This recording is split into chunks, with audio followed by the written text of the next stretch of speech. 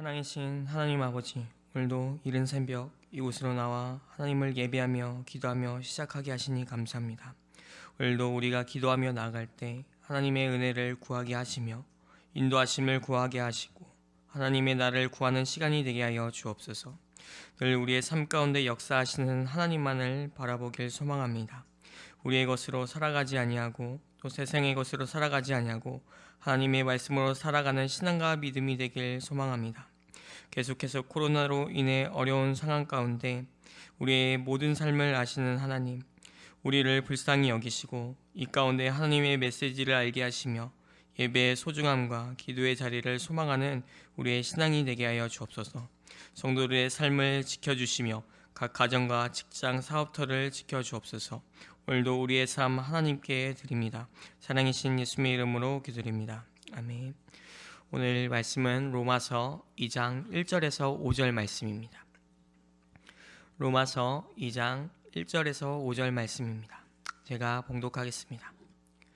그러므로 남을 판단하는 사람아, 누구를 막론하고 네가 핑계하지 못할 것은 남을 판단하는 것으로 내가 너를 정죄함이니 판단하는 내가 같은 일을 행함이니라. 이런 일을 행하는 자에게 하나님의 심판이 진리대로 되는 줄 우리가 아노라. 이런 일을 행하는 자를 판단하고도 같은 일을 행하는 사람아, 내가 하나님의 심판을 피할 줄로 생각하느냐? 혹 내가 하나님의 인자하심이 너를 인도하여 회개하게 하심을 알지 못하여 그의 인자하심과 용납하심과 길이 참으심이 풍성함을 멸시하느냐? 다만 내 고집과 회개하지 아니하는 마음을 따라 진노의 날, 곧 하나님의 의로우신 심판이 나타나는 그날에 임할 진노를 내게 쌓는도다. 오늘 말씀은 하나님의 판단이라는 주제로 함께 말씀을 나누려고 합니다. 로마서는 우리의 신앙생활에 있어서 너무나 중요한 이야기를 많이 나누어 주고 있습니다. 로마서의 핵심, 믿음. 우리의 의지적인 믿음이 아닌 예수 그리스도 안에 있는 구속으로 말미암아 하나님께서 은혜로 주시는 믿음. 이신칭이라고도 하는데 우리는 하나님의 은혜로 살아가는 자들입니다. 우리의 어떤 것이 뛰어나서 잘나서가 아닌 하나님의 은혜로 하나님이 주시는 믿음으로 살아가는 자들입니다. 그렇게 우리는 하나님의 뜻을 찾으며 마음을 구하며 예수 그리스도의 복음으로 평생을 살아가야 되는 줄 믿습니다. 많은 성경에서는 하나님의 진노에 대하여 이야기합니다. 로마서 또한 하나님의 진노에 관하여 세밀히 언급하며 하나하나 꼬집으며 경계하며 멀리 해야 될 것들에 대해 이야기합니다. 로마서 1장 18절에서 32절 말씀에 보면 우리에게 세세히 어떠한 자가 하나님의 진노를 당하는가에 대하여 이야기해주고 있습니다. 그리고 오늘 본문에서는 이의 말씀에 함께 하나님의 진노와 심판이 어떤 자에게 이르는지 연이어 말씀해주고 있습니다. 오늘도 우리 함께 말씀을 보면서 하나님의 진노와 심판에 관해 또 우리 자신의 믿음 생활과 모습을 돌아보는 시간이 되었으면 좋겠습니다. 로마서 2장 1절에서 2절 말씀을 한 번 더 보도록 하겠습니다. 그러므로 남을 판단하는 사람아, 누구를 막론하고 네가 핑계하지 못할 것은 남을 판단하는 것으로 내가 너를 정죄함이니 판단하는 내가 같은 일을 행함이니라. 바울은 먼저 이야기합니다. 남을 판단하는 사람아. 헬라 번역 뜻에 의하면 비난하는 사람, 결점을 찾는 사람, 습관적으로 판단하는 사람을 뜻합니다. 또 이 말은 율법을 받고 자랑하면서 율법에 따라 살지 않는 유대인들을 향한 바울의 외침이기도 합니다. 유대인이라는 구체적인 표현은 없지만 당시 유대인들의 삶이 이웃을 판단하는 교만한 삶이었음을 보여주는 것입니다. 또한 유대인들은 이방인들보다 하나님의 더 밝은 계시를 받았음에도 하나님의 뜻을 따라 살아가지 않고 이방인과 똑같은 잘못을 범하고 있으면서 다른 사람의 잘못을 신랄하게 비판하여 정죄하는 모습으로 삶을 살아갔습니다. 유대인들의 모습은 결국 위선, 겉으로만 거룩한 모습이었다라는 것입니다. 이것은 예수님 또한 마태복음 7장에서 지적한 바 있습니다. 7장 1절에서 5절 말씀에 보면 비판을 받지 아니하려거든 비판하지 말라. 너희가 비판하는 그 비판으로 너희가 비판을 받을 것이요 너희가 헤아리는 그 헤아림으로 너희는 그 헤아림을 받을 것이니라. 어찌하여 형제의 눈에 있는 티는 보고 내 눈 속에 있는 들보는 깨닫지 못하느냐. 보라, 내 눈 속에 들보가 있는데 어찌하여 형제에게 말하기를 나로 내 눈 속에 있는 티를 빼게 하라 하겠느냐. 외식하는 자여, 먼저 네 눈 속에 있는 들보를 빼어라. 그 후에야 밝히 보고 형제의 눈 속에 티를 빼리라. 아담의 범죄로 말미암아 전적으로 타락한 인간은 판단력이 무능해졌을 뿐 아니라 스스로의 의를 잃을 능력도 무력해졌습니다. 그러기에 남을 판단하는 자신을 정죄하는 모순에 빠지게 되는 것입니다. 쉽게 설명해서 다른 사람의 행동을 보고 판단하고 비난하는 것은 자신 또한 동일하게 행했기에 자신을 비난하고 판단하는 것이라는 겁니다. 성도 여러분, 우리 또한 삶을 살아가면서 우리 자신의 어떠한 기준으로 남을 평가하며 판단하며 살아갈 때가 많습니다. 저 사람이 왜 저런 모습인지, 왜 이런지, 또 얘는 어떻고 쟤는 이게 안 돼 이러면서 우리는 알게 모르게 우리의 속마음으로 남을 평가하며 살아갈 때가 많습니다. 저 또한 예수님을 만나고 나서 그러한 시각이 많이 있었습니다. 그 중에 하나는 한국교회를 보면서 너무 최악이구나, 한국교회를 욕하면서 신앙생활을 했던 적이 있습니다. 한국교회에서 나오는 뉴스들, 성문제, 재정문제, 또 사람들과의 갈등 등의 여러 가지 이야기를 보면서 한국교회를 혐오하며 정죄하며 살아간 적이 있습니다. 나는 한국교회처럼 살지 않았는데 왜 내가 욕을 먹어야 하지? 나는 한국교회가 아니다. 나는 나다 이러면서 살아갔던 기억이 있습니다. 물론 이 문제에 대하여 기도하면서 하나님께서 정확히 알려주시는 마음과 응답이 있어서 이 모든 것들을 회개하고 한국교회로서 살아가기로 기도했던 적이 있습니다. 이처럼 우리의 삶 가운데 평가하기를 좋아하고 판단하기를 좋아합니다. 죄로 가득한 우리는 남을 볼 때 정죄하며 살아갈 때가 많습니다. 하지만 성도 여러분, 우리는 이것을 알아야 합니다. 우리가 하는 판단들은 하나님 앞에 책임을 져야 한다는 사실입니다. 판단하는 것도 심판을 내리는 것도 오직 하나님께 있습니다. 그런데 그러한 일을 우리가 내리고 결정한다는 것은 하나님의 결정을 내가 가로채가는 것과도 같습니다. 그렇게 우리는 판단하지 않기 위해 조심해야 하며 용서와 관용으로 넓은 마음으로 서로를 바라보며 기도하며 또 자기 자신을 돌아보고 회개해야 되는 줄 믿습니다. 우리는 판단하는 죄를 조심해야 합니다. 그러면서 2절과 3절에 이야기합니다. 이런 일을 행하는 자에게 하나님의 심판이 진리대로 되는 줄 우리가 아노라. 이런 일을 행하는 자를 판단하고도 같은 일을 행하는 사람아, 내가 하나님의 심판을 피할 줄로 생각하느냐. 남을 판단하는 자, 이를 행하는 자에게 하나님의 심판이 진리대로 된다 이야기합니다. 바울은 본절을 통해 하나님의 변하지 않는 공의성을 분명히 이야기하고 있습니다. 하나님의 의로우시고 선하시며 절대 공의와 정의로운 분이기에 어느 누구도 심판에서 죄되거나 특권을 받지 못한다 말씀하고 있는 것입니다. 우리 사람은 판단을 내릴 때 그 사람의 겉모습을 보고 많이들 이야기합니다. 하지만 하나님께서는 겉모양이 아닌 마음, 사람의 외모가 아닌 그 사람의 마음속을 보시고 감찰하시며 그것으로 심판하신다는 것을 우리는 분명히 기억해야 합니다. 그것이 하나님의 절대적인 공의이며 진리입니다.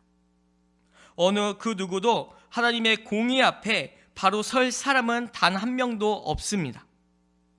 아무리 먼저 하나님을 알고 믿었다 하더라도 하나님의 심판대 앞에서는 모두가 똑같습니다. 유대인이나 헬라인이나 이방인이나 모두가 하나님 앞에서는 똑같습니다. 고린도후서 5장 10절에 이렇게 말씀합니다. 이는 우리가 다 반드시 그리스도의 심판대 앞에 나타나게 되어 각각 선악간에 그 몸으로 행한 것을 따라 받으려 함이라. 하나님의 심판대 앞에 모두가 똑같으며 피할 수 있는 자가 없다라는 것입니다. 그렇게 우리는 두렵고 떨림으로 하나님을 바라보며 예배함으로 살아가야 합니다. 하나님을 온전히 바라보는 믿음, 성령의 인도하심을 따라 살아가는 믿음, 좋은 땅에 심했는 믿음, 우리는 그렇게 살아가야 되는 줄 믿습니다. 그러면서 바울은 완고한 유대인들을 향하여 두 가지를 꼬집으며 이야기합니다. 먼저 4절 말씀을 보겠습니다. 혹 내가 하나님의 인자하심이 너를 인도하여 회개하게 하심을 알지 못하여 그의 인자하심과 용납하심과 길이 참으심이 풍성함을 멸시하느냐. 하나님의 선하심과 하나님의 인자하심과 풍성함을 멸시하는 것에 대해 이야기합니다. 하나님의 인자하심, 하나님의 인자하심이라는 것은 죄로 인하여 벌을 받아 마땅한 사람들에게 관대하게 대하는 의미로 하나님의 모든 의미를 나타내는 말입니다. 하나님께서 이방 우상 숭배와 부도덕, 그리고 남을 판단하는 어떠한 자들의 교만을 지켜보심에도 바꾸기를 원하시는 것은 하나님의 자신의 속성 곧 인자하심 때문입니다. 그러나 하나님의 인자하심이 계속하여 범죄하는 유대인들을 회개하도록 인도하셨는데 완악한 유대인들은 하나님께서 내미시는 손을 계속해서 뿌리쳐 왔습니다. 또한 유대인 포함 많은 사람들, 하나님의 인자심을 이용하여 오히려 자기의 의를 자랑할 뿐 아니라 하나님의 오래 참으심을 자신의 안전을 보장하는 수단으로 생각했습니다. 더 나아가 악한 일을 행함에도 속히 징벌하지 않으시는 하나님의 너그러움을 이용하여 악을 행하기에 담대하였습니다. 자신들의 잘못에 대해 하나님께서 심판하지 않는 것으로 여겨 하나님의 인자하심과 용납하심과 길이 참으심을 무시해버린 겁니다. 이것은 곧 하나님의 은혜와 사랑에 대해 소홀히 여겼음을 말해주는 것입니다. 성도 여러분, 하나님은 인자하시며 오래 참으십니다. 그것은 우리가 하나님께 다시 돌아와 함께 회개함으로 하나님의 심판, 하나님의 뜻을 돌이켜 하나님 앞에 다시 서길 원하십니다. 우리의 삶 가운데 하나님을 인정한다 하지만 하나님을 멸시하며 우리는 살아갈 때가 많습니다. 알게 모르게 우리의 익숙한 습관들에 의해 하나님을 멸시하며 살아갈 때가 많습니다. 유대인들의 교만한 행태처럼 또 이방인들의 부도덕한 죄악처럼 살아가며 하나님을 업신여길 때가 있습니다. 하지만 하나님께서는 인자하심으로 곧바로 심판하시는 것이 아니라 심판을 연기함으로 회개의 기회를 주고 계십니다. 그러므로 우리는 우리를 부르시는 하나님의 선하신 목적을 생각하며 깨어 있어야 합니다. 하나님의 인자하심은 죄에 대하여 변명을 하기 위함이 아니라 회개로 인도하기 위함임을 우리는 늘 기억하며 감사함으로 살아가야 되는 줄 믿습니다.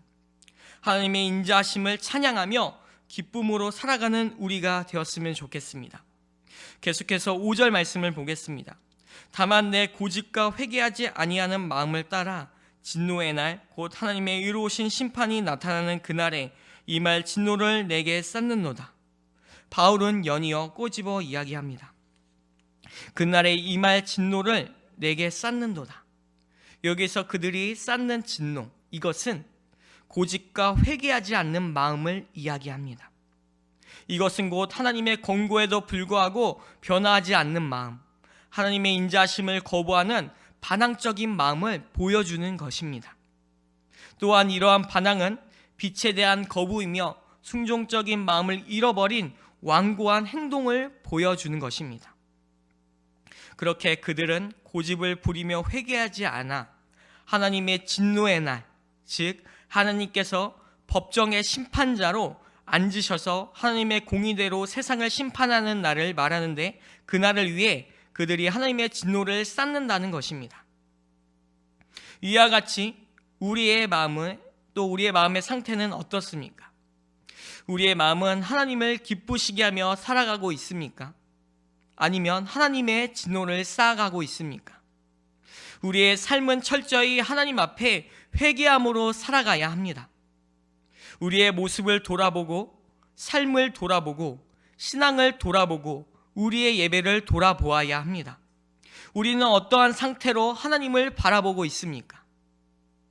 하나님의 의로우신 심판이 임하기 전에 바울이 경고하고 있는 유대인들의 교만의 행태와 이방인들의 비도덕한 행위를 살펴보며 우리는 매일매일 회개함으로 살아가야 합니다. 우리의 마음이 딱딱히 굳어지지 않기 위해 우리는 눈물로 진실로 하나님께 기도함으로 나아가야 합니다. 사도행전 7장 51절에도 우리에게 이렇게 말씀하고 있습니다. 목이 굳고 마음의 귀에 할례를 받지 못한 사람들아, 너희도 너희 조상과 같이 항상 성령을 거스르는도다. 현대인 성경에는 이렇게 번역하여 말씀합니다.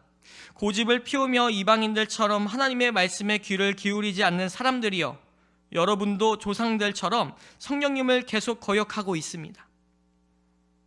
우리는 순종하지 않는 완악함과 회개하지 않는 마음 때문에 성령을 거스르는 죄를 쌓지 않기를 바랍니다. 하나님의 말씀을 귀 기울이지 않고 자신의 고집에 귀 기울여 살지 않기를 바랍니다. 우리는 십자가를 통하여 주신 복음으로 살아가길 소망합니다. 하나님께서 값없이 주신 그 은혜로 살아가길 소망합니다.